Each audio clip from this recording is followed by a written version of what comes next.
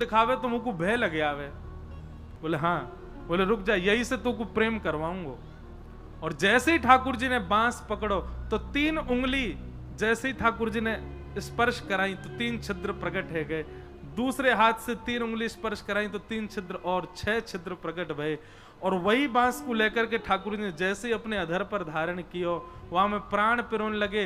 वही वेणु के रव को जब वह गैया ने सुनो तो थन से बिना काढ़ी दूध निकरन लगो। प्रेम निमग्न है गए। आहा।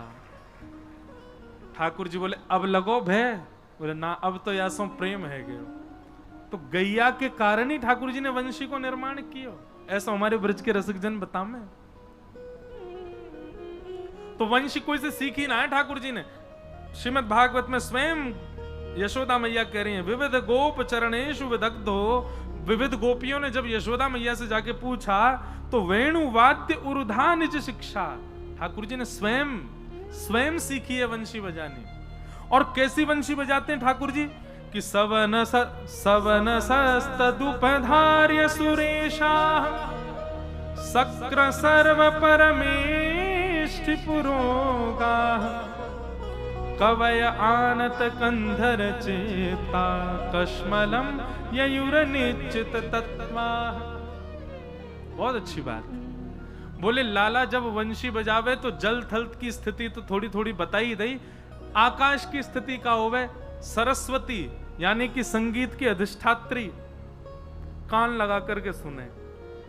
ब्रह्मा जी अपने चारों मुखन से कान लगा करके ठाकुर जी की वंशी को सुने।